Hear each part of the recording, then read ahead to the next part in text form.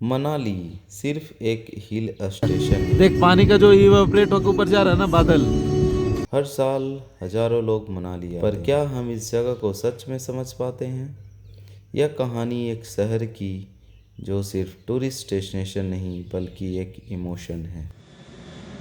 मनाली जो कि हिमाचल प्रदेश में स्थित है। गुड मॉर्निंग दोस्तों, तो मैं हूँ मनाली में और आज का टेम्परेचर -6 डिग्री है। और बेसिकली मैं हूँ मनाली कॉटेज में रुका हूँ और मैं आज कवर करने वाला हूँ अटल टनल, शीशो और रोहतांग। तो फिलहाल में मैं आपको दिखाता हूँ बाहर का व्यूज।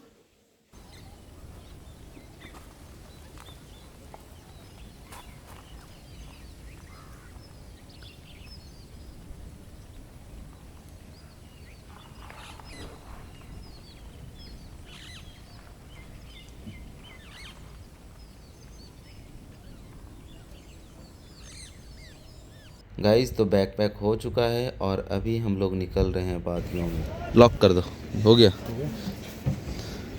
और आज हमारे साथ है लॉर्ड अल्टो, जो कि पहाड़ों की लॉर्ड माना जाता है गाइस। और हम जाने वाले हैं इसी लिए चलते हैं। और ये रहा कुछ बैकग्राउंड का व्यूज़। हिल आपको दिख रहा है, बर्फीला। तो चलिए चलते हैं।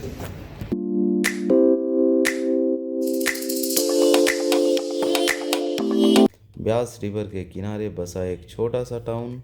यह जगह अपनी natural beauty, snow covered peaks और पीसफुल इन्वायरमेंट के लिए जानी जाती है। यहाँ की ज़िंदगी शहरों से बिल्कुल अलग है। लोकल लोग नेचर के साथ जीते हैं। सिंपल लाइफ, स्ट्रॉन्ग ट्रेडिशन और एक अलग ही सुकून।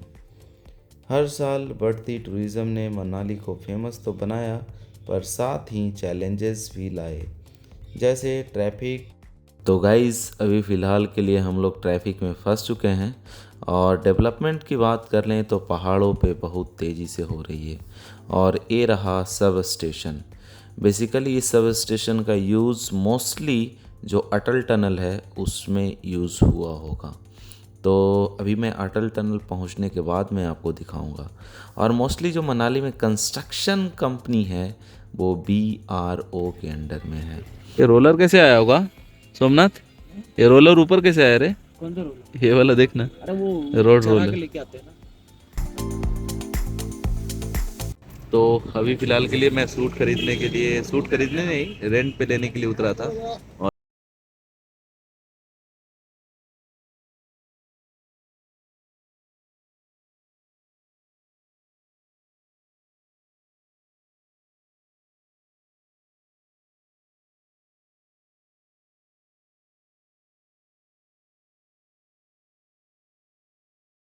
चलो दिखाता हूँ आपको बर्फ़। ये दिखा, ये रोड है, बेसिकली रोड है और रोड पे इतनी सारी बर्फ़। जा रहा है बर्फ। और सोमनाथ कुछ बोलना चाहता है, क्या बोल रहे हैं भाई? बोलना, बोलना भाई। सोमनाथ का कहना है कि बर्फ पिघल रहा है, जल्दी जल्दी हमें जाना पड़ेगा गाइस।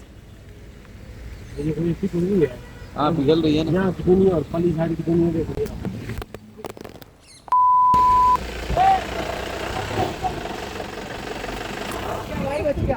मेरा फ़ोन बच गया गाइस, वो गिर गया था रोड पे। और 2 गाड़ी पार हुआ, बट वो सडनली ना बीच से पार हुआ। तो एक कोइंसिडेंस मान सकते हो, बट फ़ोन गिरना कोइंसिडेंस नहीं था। मेरा ना ये जो ट्राइपॉड है उसमें से निकल कर वो गिर गया। मैंने क्या किया, उसको रोटेट कर रहा था और उसमें से वो स्लिप कर गया अभी। और ये चेकआउट करो, बर्फ़ की चादर और पानी। बाकी आपको मैं दिखाता हूँ, वहाँ पे चिल आउट करूँगा तो। बट आई थिंक ना यार, I am so excited because यहाँ पे बहुत ज़्यादा बर्फ़ है। और मौसम तो आप समझ सकते हो कितना ही चिल्ड होगा गाइस। तो गाइस अभी हम लोग पहुँचने वाले हैं अटल टनल। एक ऐसी जगह जो सिर्फ एक टनल नहीं बल्कि एक कहानी है हिम्मत, इंजीनियरिंग और ज़रूरत की। आज हम इसके अंदर नहीं जाएंगे बल्कि समझेंगे पूरी जर्नी, शिलान्यास से लेकर इसके इम्पैक्ट तक।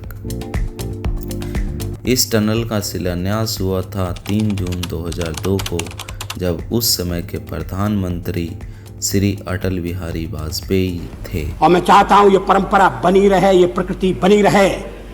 सत्ता का खेल तो चलेगा, सरकारें आएंगी जाएंगी, पार्टियां बनेगी बिगड़ेंगी, मगर ये देश रहना चाहिए, इस देश का लोकतंत्र अमर रहना चाहिए। लेकिन असली कंस्ट्रक्शन शुरू हुआ करीब 2010 में, क्योंकि इसमें प्लानिंग में ही टोटल 8 साल लग गए और 10 साल के कड़ी मेहनत के बाद 2020 में इसे देश को समर्पित किया गया श्री नरेंद्र दामोदर दास मोदी द्वारा।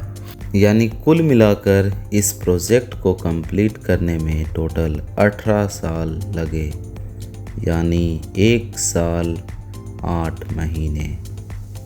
और welcome to Atal Tunnel Rohtang Border Road Organisation BRO। तो अभी चलो चलते हैं और ये रहा कुछ फाइनल व्यू। वाह, क्या क्या कितना मेहनत से लगा है, उल्टा लगा दिया। चलो साहब, चलो चलो। 40 kilometre per hour, keep the speed now. देखो इनसाइड कितना किलोमीटर का टनल है साहब? 10 किलोमीटर हो गए। 10 किलोमीटर का टनल है, जो कि बेसिकली पहाड़ों को खोद कर बनाया गया है। और इसमें जो सारी लाइट 22 साल का एक्सपीरियंस। 22 साल हो गया इसका। हाँ, 22 सालों का एक्सपीरियंस। और ये टनल देखो गाइस कितना शांत है पहाड़ों के नीचे। यार सोचो कितना मेहनत लगा होगा। पाइपलाइन यहाँ पे देख सकते हो। मैं इधर उधर फोन तो नहीं कर सकता बिकॉज ऑलरेडी मेरा एक बार फोन गिर चुका है। और ये स्पीड लिमिट हर एक जगह पे लिखा हुआ है कि कितने के स्पीड से चलना है आपको। यहाँ पे देखो 60 लिखा है, स्टार्टिंग में 40 लिखा था। तो डिफरेंट स्पीड का जो क्राइटेरिया है वो already as per design, engineering design वो दिया गया है, ताकि कोई फ्यूचर में दिक्कत ना हो और ज़्यादा दिन तक ये जो टनल है वो ऐसा ही बना रहे। एशिया की पहली टनल है। एशिया की सबसे लंबी पहली टनल है ना।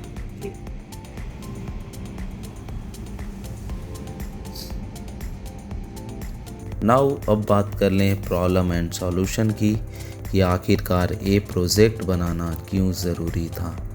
तो सबसे पहले हम समझते हैं सिचुएशंस। तो रोहतांग पास सर्दियों में 5 से 6 महीने तक बंद रहते थे और जो स्पीति वैली है पूरी तरीके से कट ऑफ होता था। और ये बेसिकली कनेक्ट किसको करता है? अटल टनल कहाँ पे निकलेगा, कहाँ पे? ये सिसु में। सीसू। ओके, सीसू के लिए बेसिकली कनेक्ट करने के लिए बनाया। और ये कनेक्ट होके आगे सीसू से भी जाता होगा ना कहीं पे? हाँ, ले। ले ओके, ले NH पे NH ले। ओके, और उधर ले के बाद तो फिर चाइना वगैरह होंगे ना।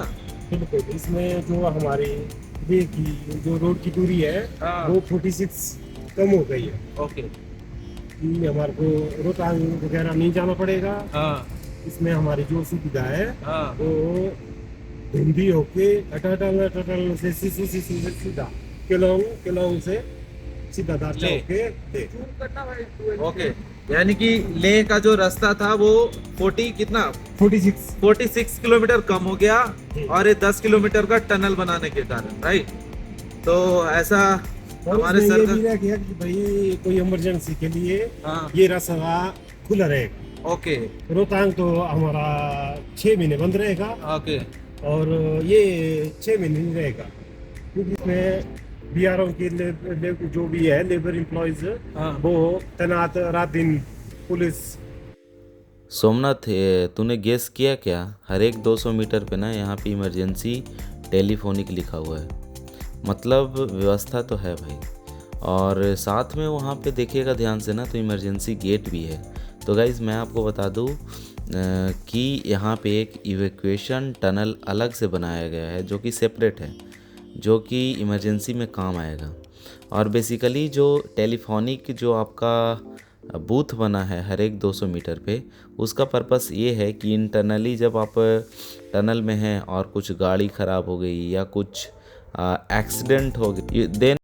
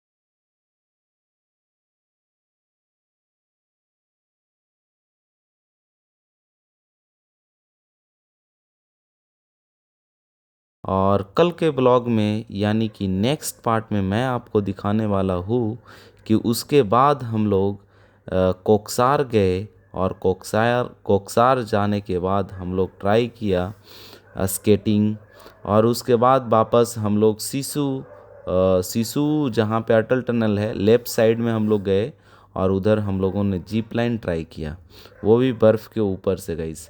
तो उसका नेक्स्ट लेवल का एडवेंचर था और ये सारा ब्लॉग मैं कवर अप तभी करूँगा जब हमारे ब्लॉग पे इस ब्लॉग पे बेसिकली 1000 कमेंट आएंगे। तो एटलीस्ट यार आई नो सब्सक्राइब नहीं करोगे, मैं वीडियो अच्छा नहीं बनाता हूँ, but I requested to all of you at least आप एक कमेंट कर कर जाना कि हमने कैसा वीडियो बनाया है।